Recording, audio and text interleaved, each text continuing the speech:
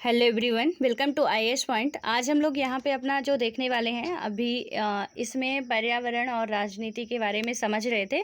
तो कुछ बातें जो है वो हम लोग समझ चुके हैं, ठीक है। कि जैसे यदि हम बात करें कि हमारे जो पर्यावरण का राजनीति से क्या संबंध है, सबसे पहले तो ये कि ये पॉलिटी में हम पर्यावरण को क्यों ला रहे हैं, तो इसका हम लोग ये जान चुके हैं कि वजह क्या है। एंड ये जो मुद्दा है ना, वो एक अब नहीं रह गया है कि आपका इन्वायरमेंट से रिलेटेड है, बट बात कौन करेगा इसमें, तो यहाँ पे राजनीति तो ऑब्वियस है आनी है, ठीक है। तो इसके बारे में हम लोग अब पूरा डिटेल से अभी समझेंगे। हालांकि अभी कुछ ही हो पाया था और यहाँ पे कुछ हम लोग संस्थाओं की बात की थी, ऑर्गेनाइजेशंस की, जैसे UNEP, ठीक है। थोड़ा सा आप लोग ये जितने भी आ रहे हैं प्लीज़, यदि मैं करा रही हूँ तो ठीक है, नहीं करा रही हूँ तो ये जितने भी आप क्या रहे हैं, चाहे UNEP हो, मैंने WHO की UNO की कुछ संस्थाएं बताई थी, एजेंसियाँ, जैसे कि WHO हो गई, ठीक है, ये भी UNO की ही एजेंसी है। उसके बाद हो गया UNDP, उसके बाद WHO में ही आ रहा था UNHRC, और यूनिसेफ था, यूनेस्को था। तो इन सब के बारे में आप लोगों को पूरा डिटेल अपनी नोट्स में लिख लेना। चाहे तो आप एक पतली से अपनी कॉपी बना लीजिए, जिसमें कि इंटरनेशनल और नेशनल ऑर्गेनाइजेशन जितने भी हुए, चाहे वो इन्वायरमेंट से रिलेटेड हुए हो, चाहे हेल्थ से रिलेटेड हुए हो, चाहे पॉलिटिकली कुछ भी जो भी मुद्दा होते हैं हमारे, युद्ध वगैरह, उनसे रिलेटेड जो भी ऑर्गेनाइजेशंस हैं, इन सब के बारे में हमें क्या करना है कि पूरा एक नॉलेज रखना है कि WHO है, ठीक है, इसका मुख्यालय कहाँ है, हेडक्वार्टर जो भी है, इसके कितनी कंट्रियाँ इसमें शामिल है, उसके बाद ये कौन कौन सी रिपोर्ट निकालता है। मेन जो इम्पोर्टेंट होता है, UPSC जो पूछता है, ठीक है, कभी पूछ लेगा कि हेडक्वार्टर वगैरह मिलाने के लिए आ जाता है, पूछेगा क्या कि किस आधार पर रिपोर्ट निकालते हैं ये, और यानी कि WHO का आधार क्या होगा कि किस आधार पे रिपोर्ट निकालेंगे। उसके बाद आपका वहाँ पे होगा कि यूनेस्को जो है वो किस किस आधार पे रिपोर्ट अपनी जारी करती है, और क्या क्या उसकी रिपोर्ट किस किस उसमें रिपोर्ट जारी करती है, इन सब को आपको कर लेना, ठीक है। तो अभी यहाँ पे UNEP आया है, थोड़ा सा मैं आपको इसमें बता देती हूँ क्या है। जो आपका UNO है, सबसे पहले तो इसकी जो नोडल एजेंसी है, तो यहाँ पे अपने इंडिया पे बात करें तो इसमें अभी जो मिनिस्ट्री है, नोडल मिनिस्ट्री, तो ये है इन्वायरमेंट, फॉरेस्ट एंड क्लाइमेट, ठीक है, इसे आप लिख लीजिए कहीं पे। तो इसकी जो नोडल मिनिस्ट्री है, ठीक है, जिस मंत्रालय के अंतर्गत आता है UNEP, तो वो किसके अंतर्गत आता है, इन्वायरमेंट, फॉरेस्ट एंड क्लाइमेट मंत्रालय के अंतर्गत ये आता है। उसके बाद इसकी स्थापना कब हुई थी, आप लिख लीजिए मेरे साथ, ठीक है, बेहतर होगा। और इसकी स्थापना कब हुई थी, 5 जून, ठीक है, 1972 को इसकी स्थापना हुई थी, और 5 जून को हम सभी विश्व पर्यावरण दिवस के रूप में भी मनाते हैं। तो इसकी स्थापना कब हो गई थी आपकी, 5 जून 1972 को। और इसका मेन जो काम था ना, वो क्या था, सबसे पहला था कि वैश्विक पर्यावरण एजेंडा को निर्धारित करना था, UNEP का मैं काम बता रही हूँ, ठीक है। उसके बाद था संयुक्त राष्ट्र प्रणाली के भीतर जो भी कुछ सतत विकास का बढ़ावा देना, और वैश्विक पर्यावरण संरक्षण के लिए मतलब कि एक आधिकारिक अधिवक्ता के रूप में भी इसका काम था, ठीक है। उसके बाद ये रिपोर्ट कौन कौन सी जारी करता था, या अभी भी करता है, करता था नहीं, ठीक है, करता है। तो यहाँ पे हो जाएगा आपका उत्सर्जन गैप रिपोर्ट हो जाएगा, वैश्विक पर्यावरण आउटलुक रिपोर्ट हो जाएगा, invest into healthy planet report हो जाएगा, ठीक है। तो इन रिपोर्ट्स का आप नेम लिख लीजिए कि क्या क्या है, क्या क्या मैंने बताया, 3 रिपोर्ट मैंने आपको बताया। उत्सर्जन गैप रिपोर्ट जो आपका ये आता है, यहाँ पे आप ऐसे लिखेंगे, उत्सर्जन गैप रिपोर्ट, ठीक है। तो ये हो गया आपका गैप रिपोर्ट। उसके बाद आप लिखेंगे वैश्विक पर्यावरण आउटलुक, जो ये रिपोर्ट जारी करता है, और invest into healthy planet report. तो ये रिपोर्ट किसके द्वारा जारी की जाती है, UNEP के द्वारा जारी की जाती है, ठीक है। और इसका हेडक्वार्टर भी आप ध्यान रखिए, कहीं स्टेट वगैरह के एग्जाम दे रहे हैं तो पूछ लेता है, तो नैरोबी में है, और नैरोबी आपकी कहाँ है, केन्या में है, ठीक है। उसके बाद कुछ इसमें अभियान भी चलाए हैं, या अभी भी चलाते जब भी ज़रूरत पड़ती है, जैसे था वीट पॉपुलेशन हो गया, UN आपका आता है UN75, ठीक है, ये UN75 करके अभियान चलाया गया था UNEP के द्वारा, और वैश्विक पर्यावरण दिवस के भी अभियान चलाए गए थे, और वाइल्ड फॉर लाइफ अभियान चलाए गए हैं। तो ये एक इसके कुछ इम्पोर्टेंस अभियान है। उसके बाद अभी मैं कुछ और थोड़ा सा आपको क्लाइमेट के बारे में बता देती हूँ। यहाँ पे बिल्कुल ये परेशान मत होइएगा कि पॉलिटी पे इको वो जियोग्राफी आपकी कैसी चल रही है, तो अभी ये मुद्दा भी समझने वाले हैं, बट अभी थोड़ा इसे आप लिख लीजिए मेरे साथ साथ, फिर मैं आगे बताती हूँ, ठीक है। एक आया था आपका मॉन्ट्रियल्स जो आपका आता है मॉन्ट्रियल सम्मेलन, ठीक है। तो इसमें क्या होता है, ये जो मॉन्ट्रियल सम्मेलन है और यहाँ पे भारत के आप देखते हैं कि कुछ मॉन्ट्रेक्स रिकॉर्ड में शामिल है, जैसे लोकटक झील हो गई, तो ये आपके मॉन्ट्रेक्स रिकॉर्ड में शामिल है, ठीक है। किस तरीके से है, क्या है, आपकी लोकटक झील एक वेटलैंड भी है और मॉन्ट्रेक्स रिकॉर्ड में शामिल भी है, तो कैसे क्या है, एक केवला देव है राजस्थान का, वो भी शामिल है। तो ये क्या है, ठीक है। तो इसका जो स्थापना था वो 1987 में हुआ था, पर्यावरण से ही रिलेटेड है आपका। और इसका मेन मकसद क्या था, ओजोन परत के संरक्षण के लिए पहला जो अंतर्राष्ट्रीय समझौता यानी कि मॉन्ट्रियल प्रोटोकॉल आपका हुआ था 16 सितंबर 1987 को हुआ था। और यहाँ पे आपको इम्पॉर्टेंट बात लिख लेनी है कि 16 कई बार एग्जाम में पूछा गया, ठीक है, कई बार, कई स्टेट के एग्जाम में या अदर जो एग्ज़ाम होते हैं ये वनडे लेवल के, उनमें ये कई बार पूछा गया है कि ओजोन दिवस कब मनाया जाता है। ओजोन दिवस मनाया जाता है 16 सितंबर को, ठीक है, इससे भी आप लिख लीजिएगा। और मॉन्ट्रियल प्रोटोकॉल जो हुआ था 16 सितंबर 1987 को हुआ था, किस लिए, ओजोन परत के संरक्षण के लिए, ठीक है। अब आता है, हालांकि ये हम कल भी देख चुके थे, एक आपने नाम सुना था यहाँ पे जो मैंने आपको बताया था, इसमें से ये है आपका क्योटो सम्मेलन, ठीक है। क्योटो सम्मेलन की भी बात की है हम लोग, जिसमें क्या था कि 1900 आपका ये कब हुआ था, 97 में हुआ था। ये किस लिए हुआ था आपका क्योटो सम्मेलन जो था, तो यहाँ पे ये हुआ था ग्रीन गैसों की पहचान तथा भूमंडलीय तापन को कम करने के लिए हुआ था, ठीक है। तो क्योटो सम्मेलन या क्योटो प्रोटोकॉल किस लिए हुआ या कब हुआ, 1997 में हुआ। ग्रीन गैसों की जो आपकी ग्रीन हाउस गैसें हैं तो उनकी पहचान तथा जो वायुमंडल का ताप बढ़ रहा है उसे कम करने के लिए क्योटो प्रोटोकॉल आया, ठीक है, 1997, बिल्कुल रट लीजिए अभी। और उसके बाद मॉन्ट्रियल सम्मेलन जो आता है या मॉन्ट्रियल प्रोटोकॉल आता है 16 सितंबर 1987 ओजोन परत के संरक्षण के लिए। और आपका आता है जो यहाँ पे UNEP की बात करेंगे हम, या अंतर्राष्ट्रीय मानव पर्यावरण सम्मेलन, या इंग्लिश में आप इसे कहेंगे, इसका फुल फॉर्म भी कभी पूछा जाता है UNEP का, तो ये हो जाएगा आपका यूनाइटेड नेशंस एनवायरनमेंट प्रोग्राम, ठीक है। तो इसका कब हुआ, मतलब फॉर्मेशन कब हुआ, 1972 में हुआ और 5 जून 1972 को हुआ। ये किस लिए था, तो पर्यावरण के लेके जो भी आपके मानव और पर्यावरण के मध्य जो भी चल रहा है ये सारी चीज़ें देखने के लिए हुआ था, ठीक है, कि किस तरीके से यहाँ पे हम काम घटा सकते हैं, हमारे द्वारा क्या क्या चीज़ें हो रही ह्यूमन के द्वारा और उसे कैसे हम बेहतर बना सकते हैं, इसके लिए हुआ था। एक आया था रियो सम्मेलन, ब्राज़ील के जो रियो डी जेनेरियो एक शहर है वहाँ पे हुआ था, इसकी भी हम लोग चर्चा कर चुके थे, ठीक है। थोड़ा आज मैं इसको आप एक कहीं पे लिख लीजिए, वो नोट कराने के चक्कर में मैं यहाँ पे आज इसको लाई हूँ, तो आप लोग लिख लीजिए, ठीक है। तो यहाँ पे क्या होगा, इसे पृथ्वी सम्मेलन के नाम से भी आप जानते हो। और इसका जो डेट है ना कि मतलब किस ईयर इसका फॉर्मेशन हुआ था, तो 1992 में, ठीक है।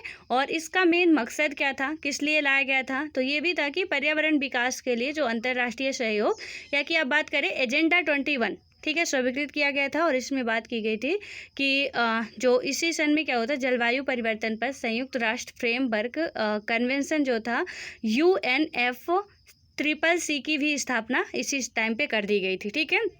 तो ये कुछ चीज़ आपकी कंप्लीट हो गई। कौन कौन सी, सबसे पहले कि UNEP जो 1972 में आता है।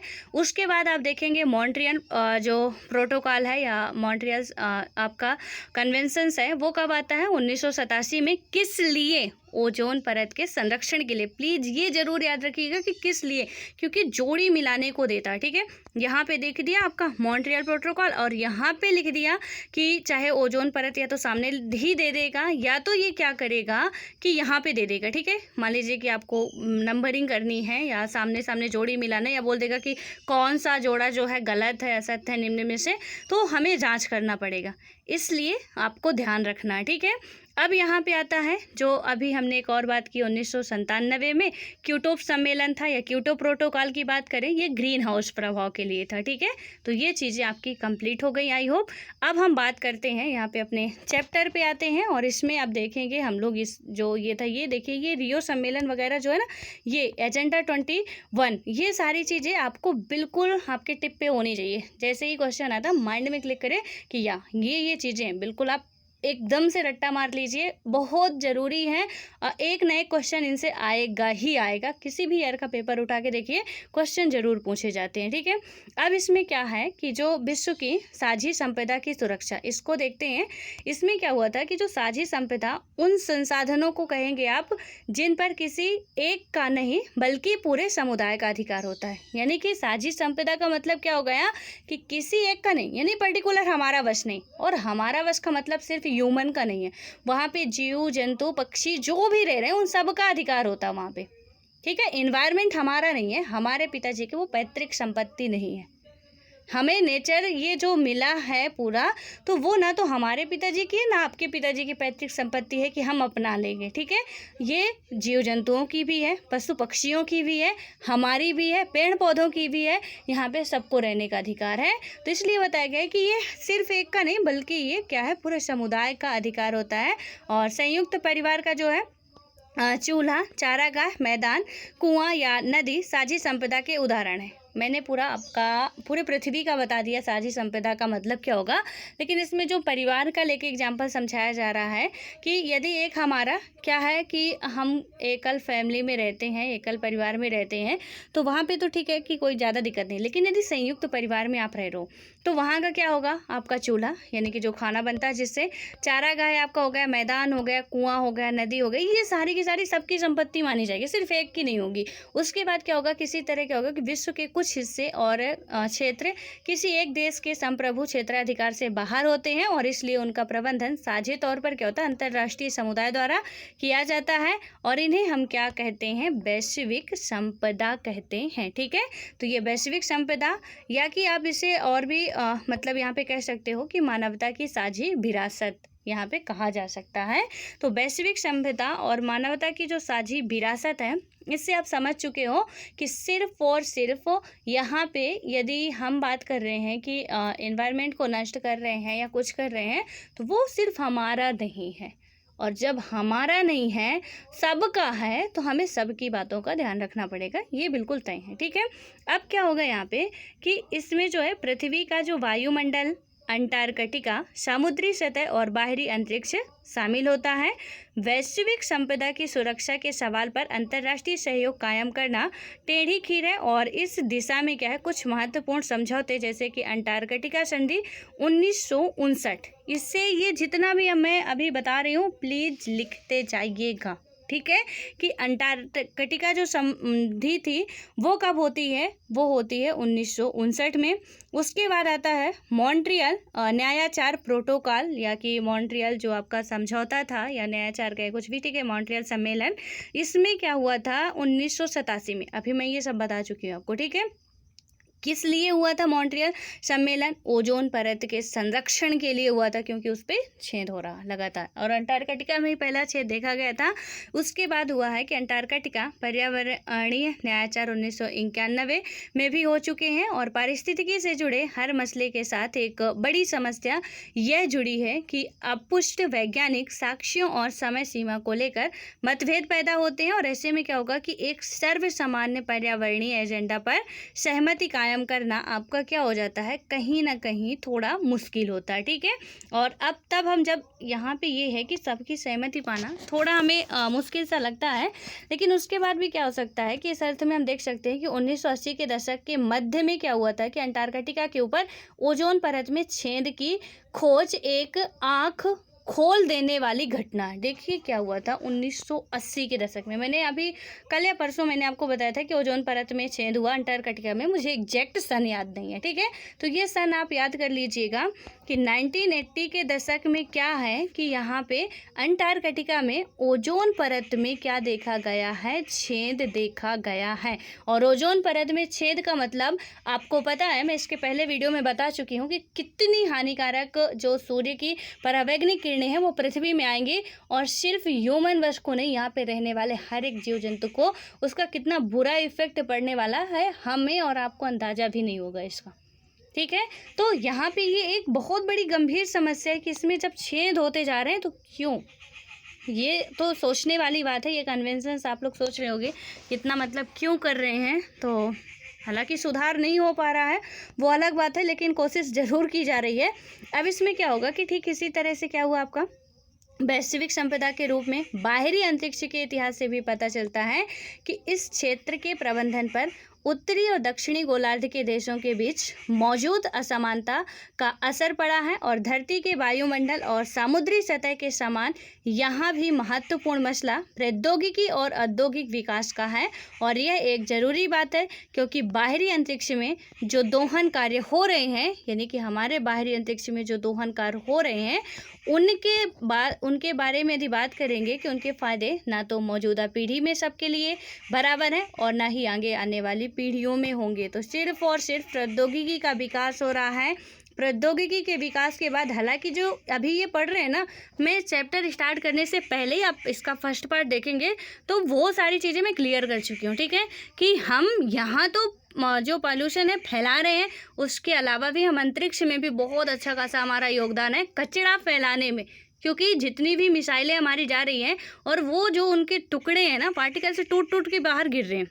मिसाइलों का आपका पता है कि आप लोग फिजिक्स यदि साइंस बैकग्राउंड रहा होगा, आप लोग पढ़े होंगे कि जब भी ये जाती है तो ये ऐसे ऐसे इतने इतने पार्ट में डिवाइड रहती है, ठीक है। यहाँ से आपको इसका स्ट्रक्चर भी आप ऐसा देखे होंगे कुछ, आप DRDO की उसमें वेबसाइट पे जाइएगा, बहुत अच्छे से इस जो मिसाइल वगैरह आपको दिखेंगे, ठीक है।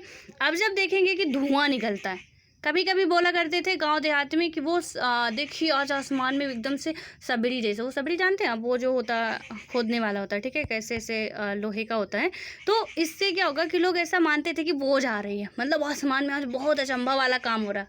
जो नहीं जानते हैं अभी भी कि आसमान में ये अचंभा काम नहीं हो रहा, वो हमारे द्वारा ही किया गया काम है जो वहाँ पे ऐसा दिख रहा है हमें। ये जो धुआं है, तो उसका धुआं हो गया, ठीक है। उसके बाद इसके ये है जो ना, वो टूट टूट के जैसे ही मिसाइल ऊपर जाएगी वो जल के क्या होते हैं, ये नीचे गिरते जाते हैं, ठीक है। और जैसे ये नीचे गिरते जाएंगे, यहाँ से ये क्या होगा कि ये गिरेगा पहले, फिर ये टुकड़े, ये अंतरिक्ष से गिरते हैं तो धरती में नहीं आ पाते। हालांकि ये हमारी मिसाइलें वगैरह पूरी अंतरिक्ष तक नहीं जाती हैं, ठीक है। तो इसमें अंतरिक्ष के भी मैंने आपको बताया था कि कितना क्या है, और इसका जियोग्राफी आपको जो NCERT है उससे आपको पढ़ना पड़ेगा, ठीक है। ये आपका होमवर्क मैं दे रही हूँ, आप पढ़े हो तो भी, नहीं पढ़े हो तो 6th क्लास से स्टार्ट कर दीजिए और विथ नोट्स, उसमें आपको सब मिलेगा। ये यहाँ से आपका ऐसा मिलेगा, यहाँ पे क्षोभ मंडल होगा, ठीक है, यहाँ पे आपका समताप मंडल होगा, मध्य मंडल होगा, आयन मंडल होगा जो आपका कहते हैं, या बाह्य मंडल या बहिर्मंडल, ये ऊपर होगा, ठीक है। कुल 1600 मीटर तक यहाँ पे ये बातें की जाती हैं।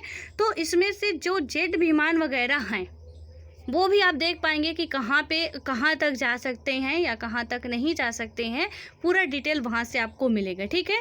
तो उसमें से क्या हो रहा है कि कचरा हमारी धरती तक जब नहीं पहुँच पा रहा तो हमारे अंतरिक्ष में भी बहुत अच्छा खासा वहाँ पे प्रदूषण फैल रहा है। अब क्या होगा इसमें कि आप समझ चुके हैं कि किस तरीके से सारा का सारा काम हम लोगों के द्वारा किया जा रहा है, इसमें किसी का और हाथ नहीं है जितना हम लोग योगदान कर रहे हैं, ठीक है।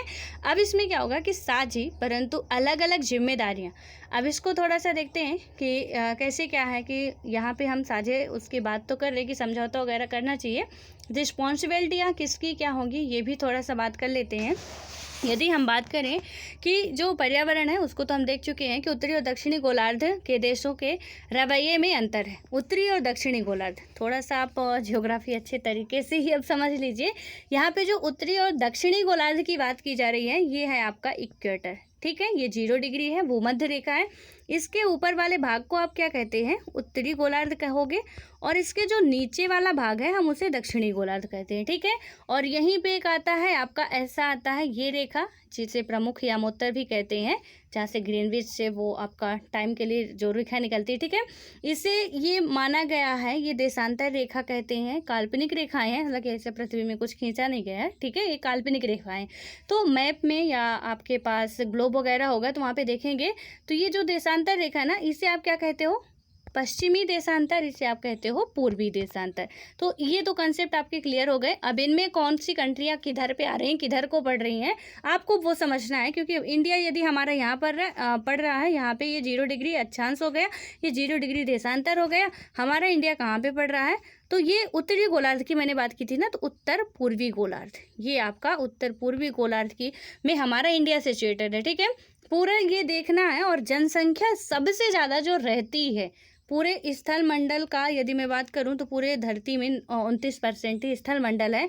और उसमें से भी जनसंख्या के लिए रहने का पर्वत पठार वगैरह सब कुछ छोड़ के फिर बात करें कि कहाँ रहती है ज़्यादा, तो ऑब्वियस है कि देखिए हम आप कोई भी हो रहेंगे कहाँ, जहाँ हमें सुविधाएं अच्छी मिलेगी। यानी कि बेसिक चीज़ें जो भी है कि खेती करने के लिए ज़मीन भी थोड़ा उपजाऊ हो, वहाँ की पानी वगैरह की व्यवस्था थोड़ा बढ़िया हो, यानी पीने योग्य हो थोड़ा बहुत, और वहाँ की सुविधाएं भी कुछ अच्छी हो, हम सब वहीं रहने की कोशिश करते हैं। क्या आप अंटार्कटिका में जाके रहोगे? वहाँ भले ही लैंड है, आप नहीं रह सकते ना, क्योंकि वहाँ पे बर्फ़ है, आप कहाँ से रहोगे?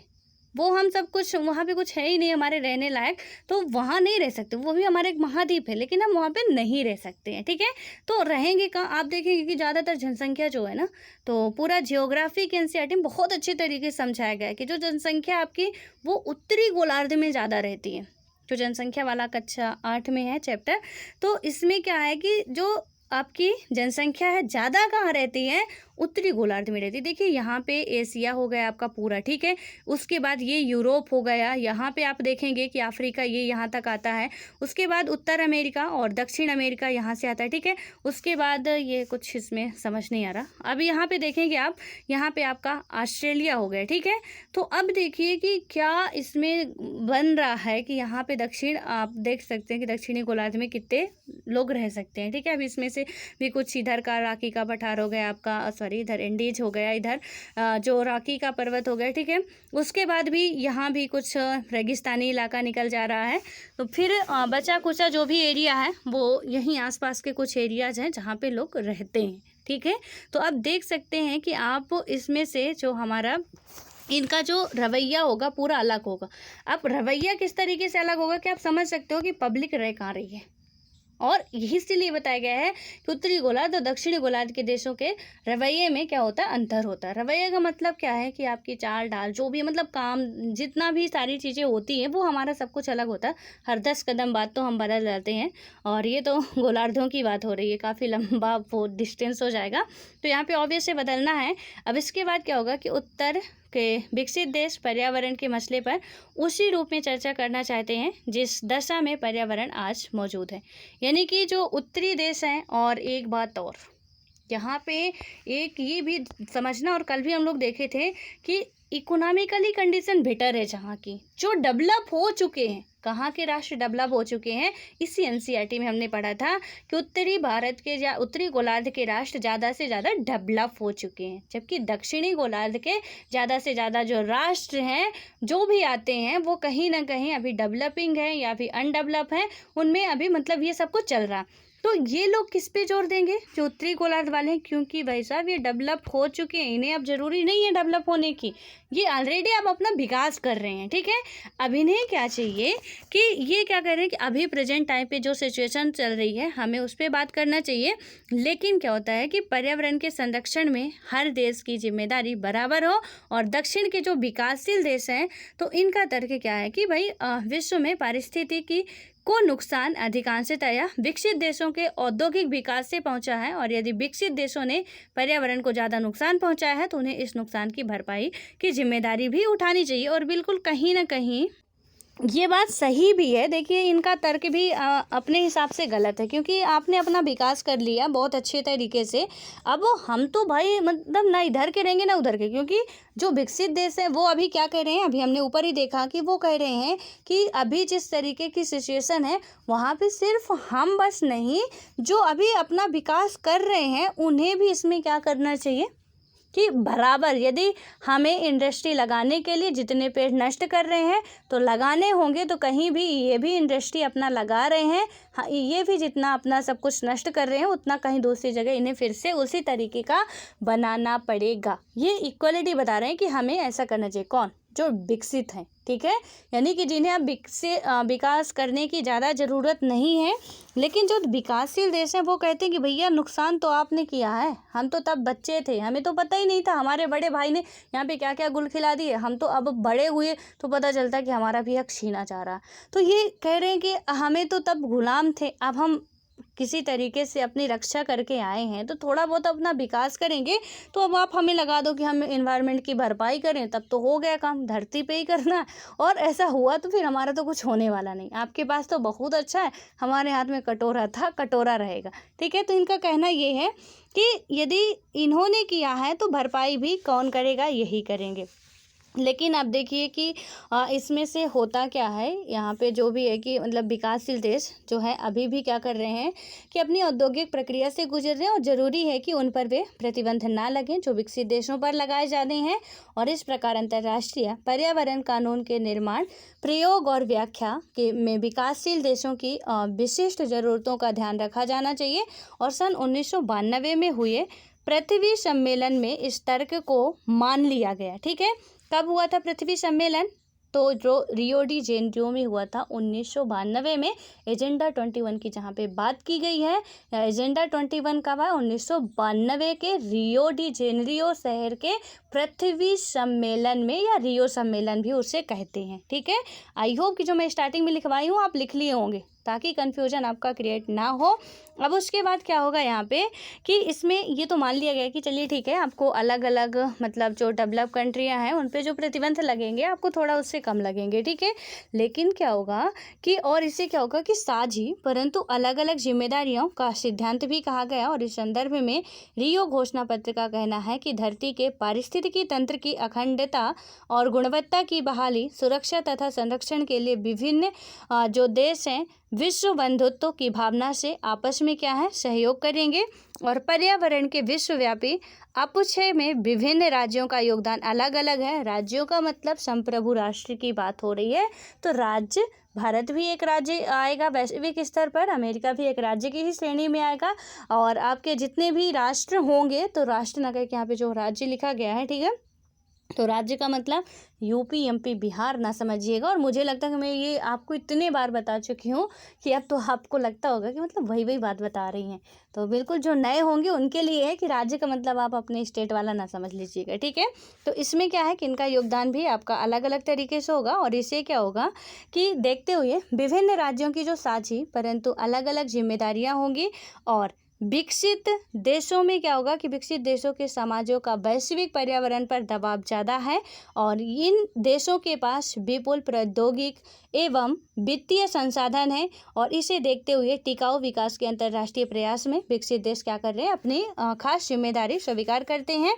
अब देखिए आगे क्या हो रहा है कि विकसित देशों की रिस्पॉन्सिबिलिटी ये मान लिया गया है इनका जो, क्योंकि इनका भी कहना सही था भाई कि अभी तो हम अपना विकास करना तो सोचे थे, लेकिन आप तो पहले ही हम पे मतलब पूरी पृथ्वी बर्बाद करके अब आप बता रहे हो कि हम भी शामिल हो जाएं। लेकिन ठीक है, हमें भी वो ध्यान देना चाहिए, भले भी हम अभी डेवलप कर रहे हैं या डेवलपिंग कंट्री में आते हैं, लेकिन ऐसा नहीं कि हम अंधाधुंध दोहन करें, हमारा कोई मतलब ही नहीं। बस विकास के चक्कर में जैसे विकसित देश आज बन गए हैं कि मतलब आज हमें पर्यावरण संरक्षण की बात करनी पड़ रही है उनकी वजह से, तो अब हम भी वही ना करें कि आगे आने वाले समय में फिर से वही सिचुएशंस क्रिएट हो। तो ये कहीं ना कहीं बुद्धिमत्ता नहीं होगी, आपको भले छूट दी गई है, लेकिन कुछ तो इसमें अभी आगे देखेंगे कि कुछ इसमें ये प्रतिबंध भी होंगे कि किस तरीके से आपको करना है।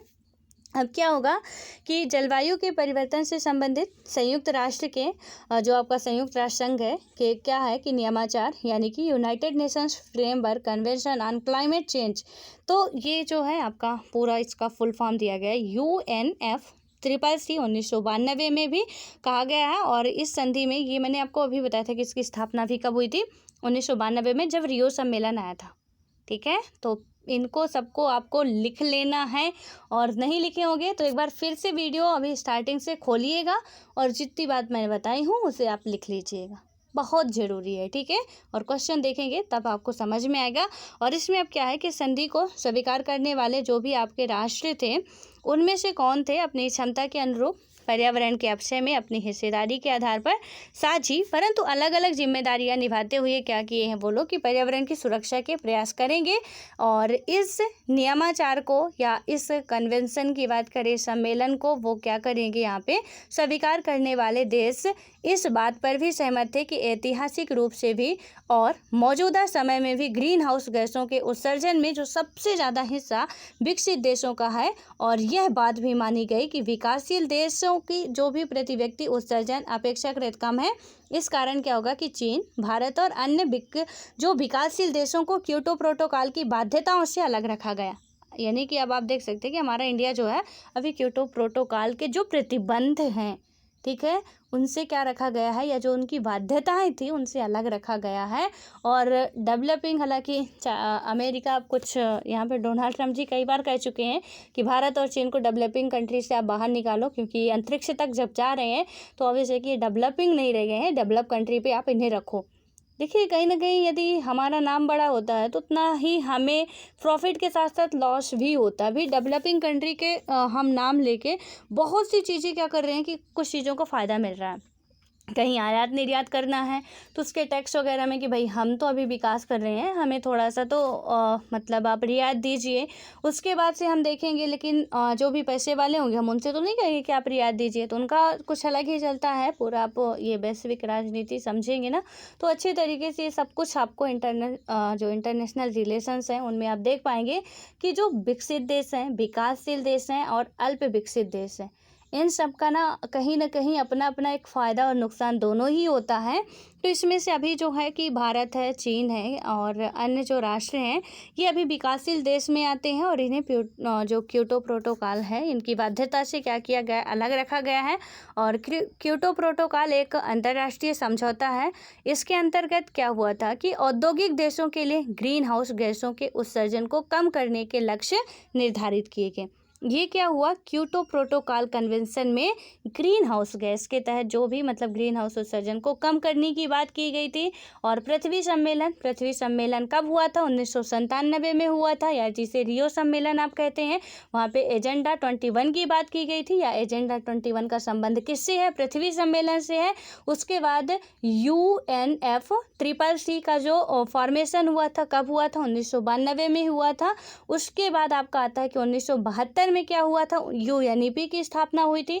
और UNEP का मेन जो काम वगैरह था तो यही पर्यावरण के संरक्षण को लेके ही बात की गई थी कि मानव और पर्यावरण के बीच जो संबंध बिगड़ रहे हैं उनको किस तरीके से सुधारा जाए। तो ये जो चीज़ें हैं हमें बार बार पढ़नी है, बार बार याद करनी है ताकि भूले ना। ठीक है, अब आते हैं यहाँ पे कि जो आपका यहाँ पे हुआ कि उत्सर्जन को कम करने का लक्ष्य निर्धारित किया गया। कार्बन डाइऑक्साइड गैस जो होती है आपकी, मीथेन है, कार्बन हो गई यहाँ पे, और ये कुछ हानिकारक गैसें होती हैं। ठीक है, तो इनके बारे में क्या होता है कि माना जाता है कि वैश्विक ताप वृद्धि या ग्लोबल वार्मिंग में इनकी कोई ना कोई भूमिका जरूर है। थोड़ा सा लिख लीजिए आप यहाँ पे कि ग्लोबल वार्मिंग की जो मतलब प्रभावित करने वाली गैसें होती हैं वो कौन कौन सी हैं। तो इसको ग्लोबल वार्मिंग गैसें लिख के या गैसें लिख के यहाँ पे आपको लिखना है CO3 या CO2। ठीक है, CO2 होता है, कार्बन डाइऑक्साइड आप लिखेंगे, ज़्यादा मत लिखिए कि पूरा हिंदी ही लिख लीजिए। उसके बाद मेथेन आपका होता है CH4। उसके बाद आप देखेंगे यहाँ पे जो आएगा कि हाइड्रोफ्लोरोकार्बन। ठीक है, इसको भी आपको लिखना है, हाइड्रोफ्लोरोकार्बन को मे भी ऐसे लिखा जाता है HCF करके। ठीक है, और इसके बाद हाइड्रोफ्लोरो HFC होगा। ये आपकी गैसें हो गई। और यहाँ पे देखेंगे कि ये क्या कर रही हैं कि वैश्विक ताप वृद्धि आपका जो, यानी कि हमारी जो पृथ्वी बहुत ज़्यादा गर्म हो रही है, इन गैसों का यहाँ पे मेजर रोल है। और इसमें अभी कार्बन डाइऑक्साइड गैस वगैरह का जो काम है, तो प्लीज़ फिर मैं कह रही हूँ एक बार से कि मुझे इतना ज़्यादा ना समझाना पड़े, आप ज्योग्राफी की NCERT ज़रूर पढ़ना स्टार्ट कर लीजिए। आपको 6 से पढ़ेंगे पूरा डिटेल से मिल जाएगा, एक एक चीज़ें इतने अच्छे से समझ जाएंगे ना कि फिर तो आप खुद ही हमें समझाने लगेंगे, मुझे नहीं समझाना पड़ेगा आपको, इसलिए आप पढ़ लीजिएगा उसे। अब यहाँ पे क्या आता है कि ग्लोबल वार्मिंग की परिघटना में विश्व का तापमान बढ़ता है। आपका क्या होगा कि जो विश्व का तापमान है बढ़ेगा, घटता नहीं है, बढ़ता। हमारा टेम्परेचर क्या हो रहा, बढ़ता है। अब इसमें से क्या होगा, और धरती के जीवन के लिए यह बात बड़ी प्रलयकारी हो सकती है या साबित हो सकती है। जापान के क्योटो में 1997 में इस प्रोटोकॉल पर सहमति बनी और 1992 में इस समझौते के लिए कुछ सिद्धांत तय किए गए थे। और यहाँ पे आप देखेंगे कि सिद्धांत की इस रूपरेखा यानी कि United Nations framework convention on climate change पर सहमति यानी कि UNFCCC 1992, ठीक है। तो इसमें क्या किया गया था कि सहमत जताते हुए हस्ताक्षर हुए थे और क्योटो प्रोटोकॉल पर इन्हीं सिद्धांतों के आलोक में सहमति बनी थी। अब इन सब को याद रखना है कि क्या किस तरीके से हुआ था। अभी एक और यहाँ पे है जो आपकी साझी संपदा है। अब साझी संपदा की बात करते हैं कि किस तरीके से होगी। और देखिए, ये अब राजनीतिक मुद्दा आपको आई होप कि समझ में आ रहा होगा। एक राष्ट्र के मिल जाने से कुछ नहीं होगा। एक राष्ट्र, आप पहले वीडियो में देखोगे तो वहाँ पे हम ये भी बातें कर चुके हैं कि यदि एक राष्ट्र है, मान लीजिए समुद्री घटना घटित हो रही, हमारी पृथ्वी गर्म हो रही है, तो अंदर से क्या होगा, समुद्री इलाकों से भी आपके यहाँ पे सुनामी वगैरह आते हैं, भूकंप वगैरह आते हैं। क्या होता है, हम खनन इतना ज़्यादा कर रहे हैं पृथ्वी का, इतना ज़्यादा माइनिंग हो रही है यहाँ पे मिनरल्स निकालने के लिए, मतलब क्या क्या करने के लिए हम लोग पृथ्वी को इतना खोखला कर डाले हैं।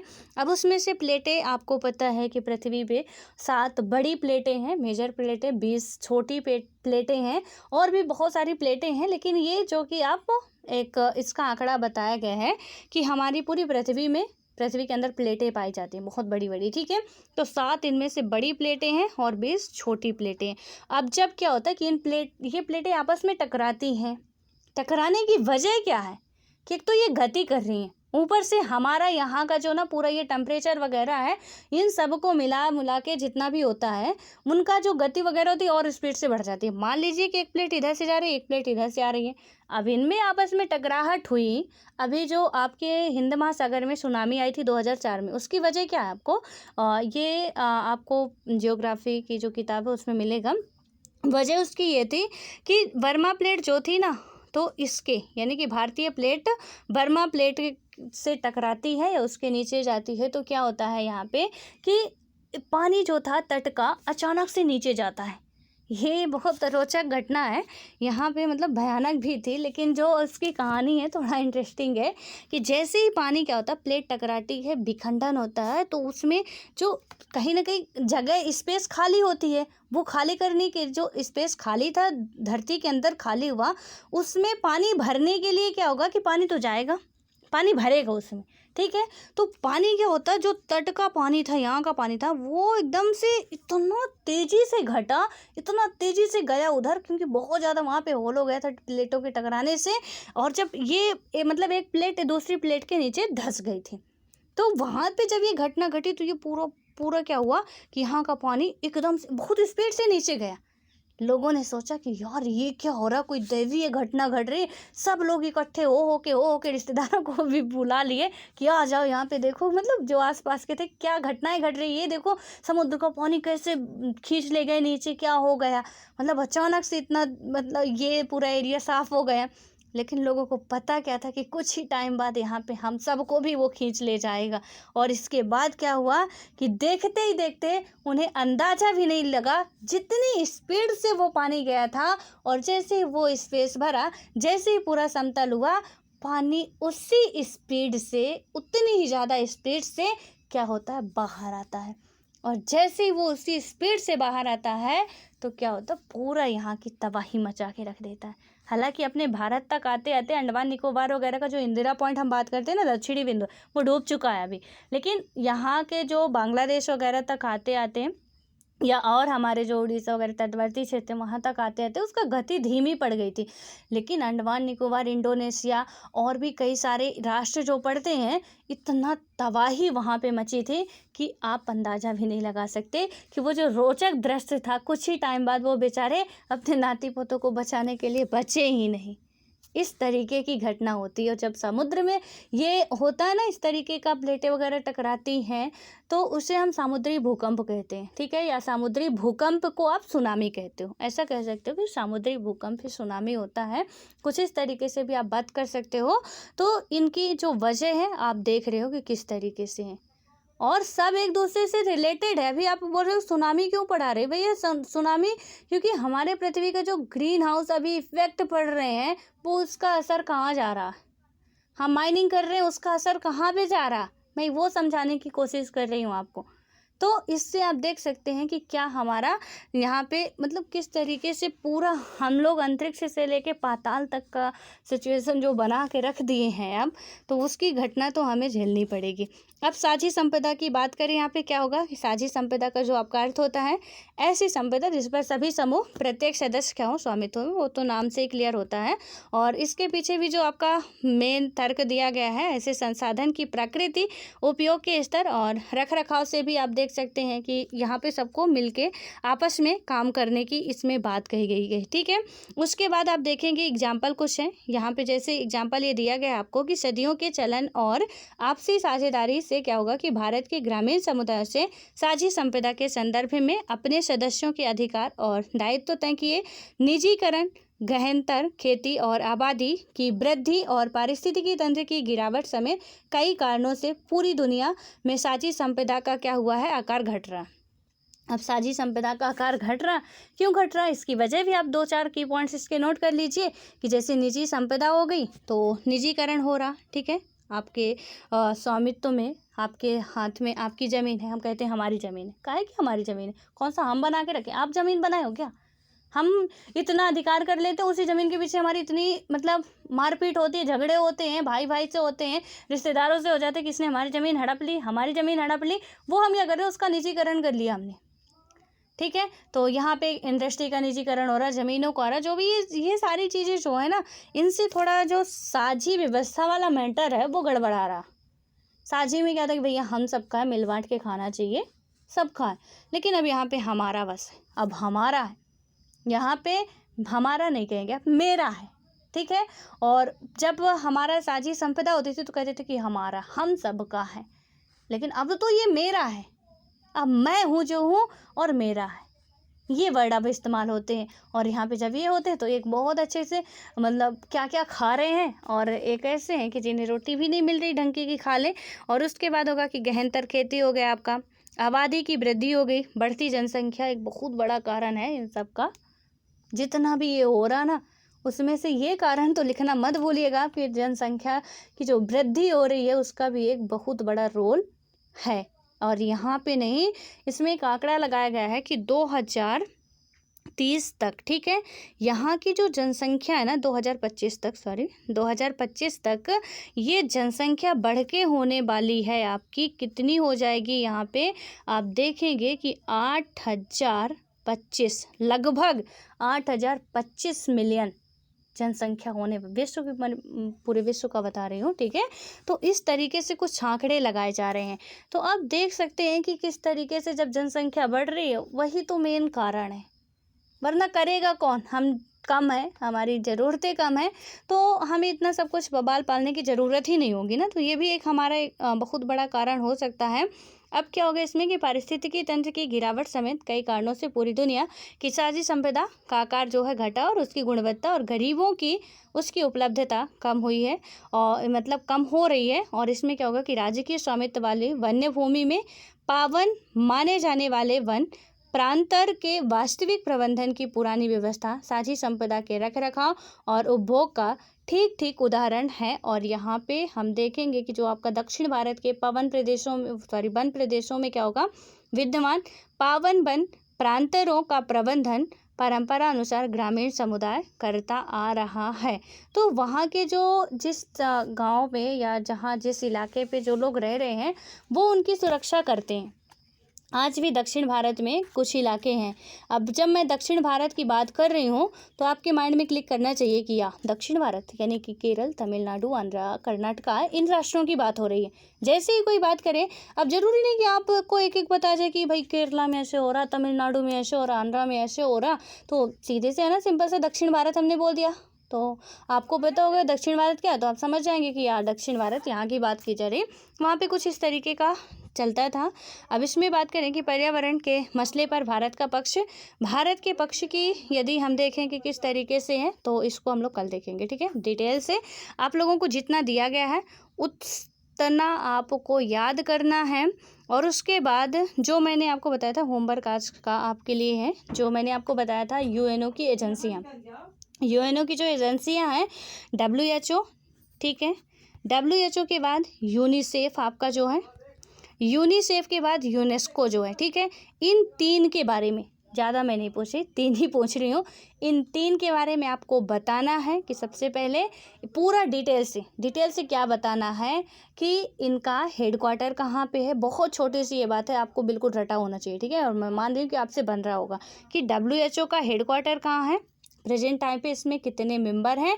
उसके बाद यूनिसेफ का हेडक्वार्टर कहाँ है और प्रेजेंट टाइम पे इस पर कितने मेंबर अभी देश शामिल हैं, और यूनेस्को का कहाँ हेडक्वार्टर है, कितने मेंबर शामिल हैं वो। और इसके ये सिर्फ कमेंट बॉक्स में आपको कमेंट करके बताना है। बाकी आपको पढ़ना क्या क्या चीज़ें, इसकी रिपोर्ट क्या क्या निकालते हैं, किस आधार पे ये अपनी रिपोर्ट निकालते हैं, इनका काम क्या होता है, ये चीज़ें आपको डिटेल से पढ़नी है। और जो मुझे बताना है सिर्फ कमेंट करना है आपको, तो इतना ही करना है। थोड़ा सा अपने हाथों को कष्ट कर दे दीजिएगा और इतना कमेंट करके ज़रूर बताइएगा, ठीक है, ताकि मुझे भी लगे कि जो भी पढ़ाया जा रहा है आपको कुछ समझ में आ रहा। वरना इतनी सारी मेहनत करने का, इधर उधर से सब कुछ खोज खाज के लाने का कोई फिर मतलब नहीं निकलेगा, जो कि आप लोगों के लिए सब किया जा रहा है। इसलिए थोड़ा ध्यान से करिए आप लोग, और इसको करने के बाद और प्रीवियस ईयर के पेपर ज़रूर सॉल्व किया करिए, ठीक है। आज कोई प्रीवियस ईयर के पेपर का क्वेश्चन नहीं मैं यहाँ पे दी हूँ आपको, तो क्वेश्चन जो है आप उसको सॉल्व करना है। अब हम कल देखेंगे भारत के मसले पर क्या क्या पर्यावरण को लेकर संबंधित है। अभी तो एक देख चुके हैं कि भारत शामिल नहीं था उसमें, जो क्योटो प्रोटोकॉल की बाध्यताएं उस पर थी नहीं, ठीक है। पर देखते हैं क्या क्या होता है, पूरा डिटेल से इसको हम लोग करेंगे। यहाँ पे कुछ भी नहीं छोड़ने वाले हैं, ठीक है, चाहे जितने दिन लग जाएं। हालांकि कल शायद हो सकता है समाप्त हो जाए, जो भी होगा देखेंगे, लेकिन इसको हम अच्छे से ही करेंगे। ये देखिए ये सब आ रहे हैं, इनको सबको पढ़ना हमें, और अच्छे तरीके से ही पढ़ेंगे चाहे कुछ भी हो जाए। तो मिलते हैं नेक्स्ट वीडियो में फिर।